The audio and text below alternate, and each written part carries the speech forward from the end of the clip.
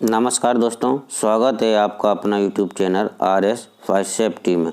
दोस्तों, आज की इस वीडियो में अपन बात करेंगे कि होज क्या होता है और कितने प्रकार के होते हैं और किस चीज़ का बना होता है और होज की लंबाई क्या होती है और चौड़ाई क्या होती है, इसका मेंटेनेंस कैसे किया जाता है और साथ में जानेंगे कौन से होज का कहाँ उपयोग किया जाता है और होज किस चीज़ का बना होता है। इन सारे इक्विपमेंट के बारे में जानेंगे। तो आइए अपन वीडियो को शुरू करते हैं। सब में पहले जानेंगे अपन होज पाइप के होज क्या होता है। तो पानी को एक स्थान से दूसरे स्थान ले जाने के लिए, पानी को एक स्थान से दूसरे स्थान तक ले जाने के लिए जिस यंत्र का उपयोग किया जाता है उसे होज कहते हैं। लेकिन फायर सर्विस में एक अपना अलग स्टैंडर्ड होने के कारण इसे अलग तरीके से पढ़ाया जाता है। जैसे कि पानी के स्थान से पंपिंग मशीन तक और पंपिंग मशीन से आग के स्थान तक पानी को जिस यंत्र से ले जाया जाता है उसे होज पाइप कहते हैं। चाहे वो नदी, तालाब, फायर हाइडेंट से पानी को आग के स्थान तक ले जाया जाता है, उस यंत्र को अपन होज पाइप कहते हैं। अब बात आती है कि होज पाइप कितने प्रकार के होते हैं। तो दोस्तों, होज पाइप 3 प्रकार के होते हैं। नंबर 1 होता है डिलीवरी होज पाइप, दूसरा होता है सेक्शन होज पाइप और तीसरा होता है होज रील होज पाइप, जो कि एक अपना होज रील होज पाइप है जो डिलीवरी होज पाइप का ही एक पार्ट होता है। होज रील होज डिलीवरी होज पाइप का ही एक पार्ट होता है। तो ये हो गए हैं अपने 3 प्रकार के होज। सबसे पहले देखेंगे अपन डिलीवरी होज पाइप कि ये होता क्या है। तो दोस्तों, डिलीवरी होज पाइप उस पाइप को कहते हैं जिस पाइप का उपयोग पंपिंग करने वाली मशीन से आग के स्थान तक जिस पाइप द्वारा पानी ले जाया जाता है उन्हें डिलीवरी होज पाइप कहते हैं। अब डिलीवरी होज पाइप भी 3 प्रकार के होते हैं। Number 1 rubber line, number 2 rubber online और तीसरा होता है कैनवास। तो डिलीवरी होज पाइप 3 प्रकार के होते हैं। तो अपन प्रत्येक डिलीवरी होज का पूरा विवरण देखेंगे। सबसे पहले देखेंगे अपन रबर लाइन होज का। इस प्रकार का होज पाइप कॉटन की बनी होती है और इसमें रबड़ का अस्तर होता है। सर्वप्रथम होज को सादे होज की तरह बुना जाता है। इसके बाद इसके अंदर कच्चे रबड़ का ट्यूब डाला जाता है। उस ट्यूब में दबाव युक्त भाप दी जाती है। इससे रबड़ का स्तर होज के अंदर चिपक कर पूरी तरह से पक जाता है। इस प्रकार रबर लाइन होज तैयार हो जाता है। रबर लाइन होज का प्रयोग सब में ज़्यादा गांव की आग में और जंगलों की आग में किया जाता है, क्योंकि ये रसीलेपन का होता है, इसमें से रिसाव होता है। तो ये अगर किसी जगह आग पर भी गिर जाता है तो गर्म जगह पर गिर जाता है तो ये जलने के लायक नहीं होता है और जल नहीं पाता है और सेफ बच जाता है। इस तरीके से रबर लाइन होज को तैयार किया जाता है। इसके बाद आता है RRL होज अर्थात रीइंफोर्स रबर लाइन होज। इस होज को किस तरीके से बनाया जाता है? इसमें रबर के अस्तर को सुदृढ़ बनाने के लिए रबराइज फैब्रिक यानी कि रबड़ के साथ एक महीन और एक मजबूत कपड़े का प्रयोग किया जाता है।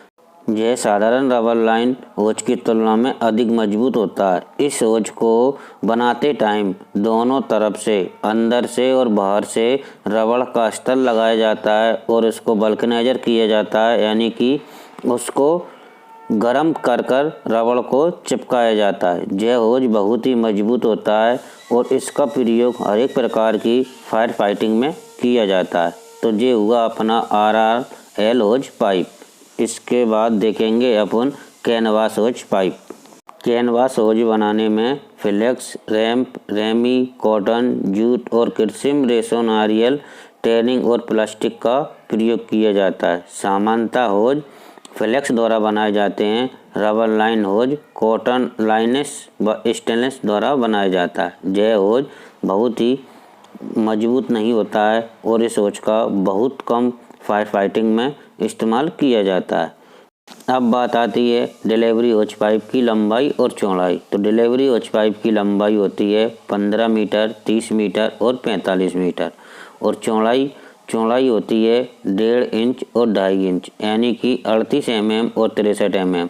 फायर सर्विस में सब में ज़्यादा इस्तेमाल किया जाता है तो वो 63 mm चौड़ाई वाला पाइप सब में ज़्यादा उपयोग में किया जाता है। इसके बाद आती है डिलीवरी होच पाइप की लंबाई के अनुसार उपयोग, कि किस लंबाई वाले होच का उपयोग कहाँ किया जाता है।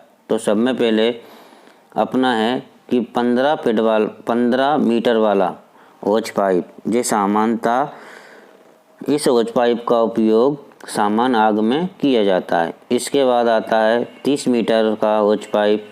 इस डिलीवरी होच पाइप का उपयोग वाटर टेंडर में होता है और गांव की आग में सब में ज़्यादा इसका उपयोग किया जाता है। इसके बाद में आता है अपना 45 मीटर का होच पाइप। इसका सब में ज़्यादा उपयोग किया जाता है तेलीय फायर में, जहां पर फोम बनाने में इस पाइप का इस्तेमाल किया जाता है। जिस जगह पर फोम बनाई जाती है उस जगह पर इस होच का उपयोग किया जाता है। इसके बाद में डिलीवरी होच पाइप की चौड़ाई का उपयोग, तो 1.5 इंच डायामीटर वाली डिलीवरी होच पाइप का उपयोग फिक्स फायर इंसुलेशन में किया जाता है और 2.5 इंच यानी कि 63 mm वाली डायामीटर वाली डिलीवरी होच का उपयोग फायर इंजन में, इंडस्ट्री एरिया में, कारखानों में इसका उपयोग किया जाता है। अब डिलीवरी होच पाइप की मेंटेनेंस और रखरखाव, तो होच पाइप को हमेशा फीमेल कपलिंग से ही लपेटना चाहिए। नए होच पाइप को खोलकर देखभाल कर ही फायर इंजन या होच बॉक्स में रखना चाहिए। इसके बाद होच पाइप अधिक दिनों तक एक स्थान पर नहीं रखा होना चाहिए, चाहे वो फायर इंजन में रखा हो या होच बॉक्स में रखा हो, उसे इधर से उधर खोलना निकालना चाहिए। इसके बाद डिलीवरी होच पाइप को मेल और फीमेल कपलिंग को मेटल पॉलिश से या ब्रश से साफ करना चाहिए और फीमेल कपलिंग को ऑयलिंग करना चाहिए। एयर टाइट के लिए फीमेल कपलिंग वाइसर की जांच करना चाहिए कि कहीं से लीकेज तो नहीं है। इसके बाद होच पाइप की मेटल कपलिंग से पानी निकलना चाहिए। इसके अलावा और कहीं से नहीं निकलना चाहिए। डिलीवरी होच पाइप को ढाल वाली जगहों पर सुखाना चाहिए। ऐसा करने से होच में रहा हुआ पानी निकल जाएगा। यदि डिलीवरी होच को में पानी रह जाएगा तो सड़ने लगेगा, इसलिए इसे ढाल वाली जगह पर सुखाना चाहिए। डिलीवरी होच पाइप का उपयोग करते समय ज़मीन पर फिसलना नहीं चाहिए, जिससे कि डिलीवरी होच पाइप लीकेज होने की संभावना होती है। यदि कोने वाली जगह पर होच पाइप का उपयोग किया जा रहा है तो कोने पर पैकिंग रखना चाहिए। जैसा करने से पाइप घर्षण कम होगा और डैमेज कम होगा। इसके बाद डिलीवरी होच पाइप का उपयोग करते समय तेलीय पदार्थ जैसे कि डीजल, पेट्रोल, केरोसिन आदि में इसका उपयोग किया जाता है, तो इसे अच्छी तरीके से धोकर और सुखाकर, ऐसी चीज़ों के लगने से होच पाइप जल्दी ख़राब हो जाता है। डिलीवरी होच पाइप रोड या रास्ता पर बिछाना है तो होज रैंप का उपयोग करना चाहिए। ख़राब होच पाइप को फायर इंजन में या होज बॉक्स में नहीं रखना चाहिए। ऐसा होच पाइप को निकाल कर अलग जगह पर रखना चाहिए, उसका इस्तेमाल नहीं करना चाहिए। आग में उपयोग करने के बाद गर्म जगह की ऊपर होच पाइप को नहीं रखना चाहिए। होच पाइप को लपेटते समय फीमेल कपलिंग से ही लपेटना चाहिए और पाइप को खींचकर घसीटकर नहीं लपेटना चाहिए, जिससे कि अपनी कपलिंग और होज खराब हो जाते हैं। तो ये थी होच पाइप की जानकारी। अब देखते हैं अपन सेक्शन होच पाइप के बारे में। अब देखते हैं कि सेक्शन होच पाइप किसे कहते हैं। कि पानी के स्रोत से, स्थान से, नदी, कुआं, तालाब, नहर से पानी की स्रोत से पानी को पंपिंग मशीन तक लेने में जिस यंत्र का उपयोग किया जाता है उसे सेक्शन होच पाइप कहते हैं। अब सेक्शन होच पाइप किस चीज़ का बना होता है, तो सेक्शन होच पाइप रबर लाइन और कैनवास का एक गोल पाइप बना होता है। इसकी दीवारों अंदर से चिकनी होती है, जिससे कि पानी लेने में किसी प्रकार की कोई दिक्कत नहीं आनी चाहिए और इसका मेल और फीमेल दोनों कपलिंग उच्च दबाव झेलने के लिए होनी चाहिए। तो इस प्रकार के पाइप को अपन सेक्शन होज पाइप कहते हैं। अब देखते हैं कि सेक्शन होज पाइप की लंबाई कितनी होती है और चौड़ाई कितनी होती है। तो दोस्तों, सेक्शन होज पाइप की लंबाई की बात करी जाए तो 8 फीट और 10 फीट की इसकी लंबाई होती है, और चौड़ाई की बात करी जाए तो 3 इंच, 4 इंच और 6 इंच की डायामीटर में इसकी चौड़ाई होती है। अब सेक्शन होज पाइप का उपयोग कहाँ किया जाता है? तो फायर सर्विस में सेक्शन होज पाइप का उपयोग कुआं, तालाब और नदी से पंपिंग मशीन तक पानी ले जाने के लिए इस सेक्शन होज पाइप का उपयोग किया जाता है। अब बात आती है सेक्शन होज पाइप की चौड़ाई का, कि कौन सी चौड़ाई का होज पाइप कहाँ उपयोग किया जाता है। तो देखते हैं कि 3 इंच डायामीटर वाली सेक्शन होज पाइप का उपयोग टर्नटेबल पोर्टेबल पंप में किया जाता है, और 4 इंच वाला डाया वाली सेक्शन होज पाइप का उपयोग फायर इंजन या फायर टेंडर में किया जाता है, और 6 इंच डायामीटर वाली होज पाइप का उपयोग फोम टेंडर या फोम क्रेश टेंडर में किया जाता है। ये हो गए डायामीटर वाले होज का इस्तेमाल लंबाई के अनुसार। अब बात करते हैं सेक्शन होज पाइप की देखरेख और मेंटेनेंस किस तरीके से किया जाता है।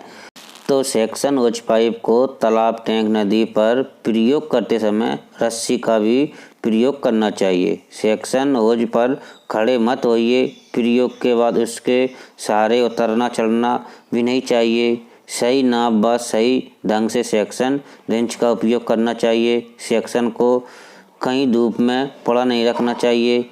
प्रयोग के बाद सेक्शन होज पाइप को साफ पानी से धोना चाहिए और इसके बाद टेंडर में रख देना चाहिए। सेक्शन होज पाइप के अंदर जरूरी भाग की कपलिंग की चूड़ियाँ और कपलिंग वाइसर की जांच कर लेना चाहिए कि डैमेज तो नहीं है। अगर डैमेज है तो बदल देना चाहिए, और कपलिंग के नट की चूड़ियों पर हल्का ग्रीस लगा देना चाहिए। सेक्शन होज पाइप के वाइसर चेक करते समय देखना चाहिए कि कट फट तो नहीं गया है। अगर कट फट गया हो तो उसे चेंज कर देना चाहिए आवश्यकता के अनुसार।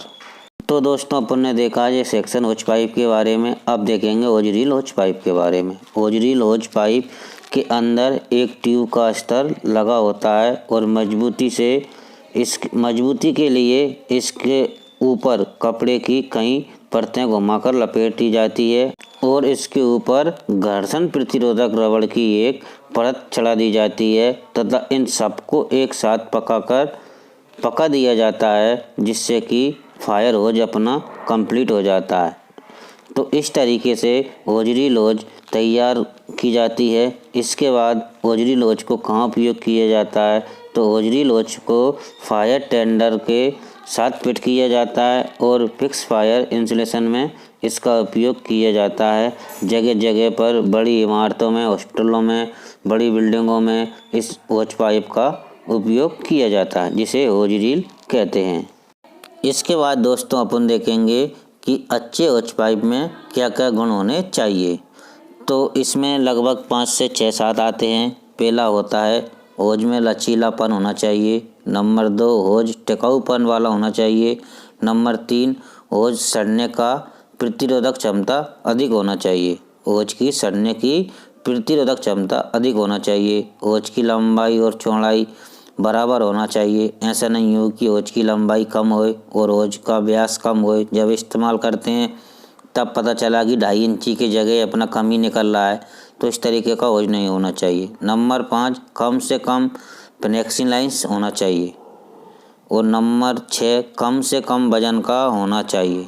और नंबर 7, कम से कम रिसाव होने वाला होना चाहिए।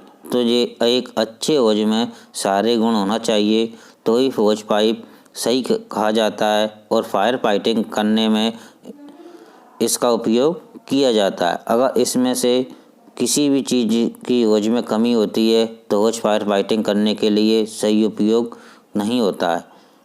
तो दोस्तों, ये थे एक अच्छे होज पाइप के गुण। अब देखते हैं अपन होज पाइप के खराब होने के मुख्य कारण। नंबर 1, रगड़ना या घसीटना। होज को घसीटना नहीं चाहिए। इसके बाद आकस्मिक तरीके से झटका देना, होज में झटका नहीं देना चाहिए। नंबर 3, फफूंदी आती है।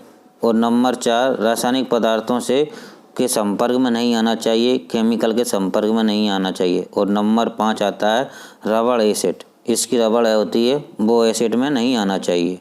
तो दोस्तों ये थी अपने होज पाइप के ऊपर संपूर्ण जानकारी। अगर आपको वीडियो अच्छी लगी हो तो वीडियो को लाइक करना, शेयर करना, कमेंट्स करना और चैनल को सब्सक्राइब करना। धन्यवाद। जय हिंद, जय भारत।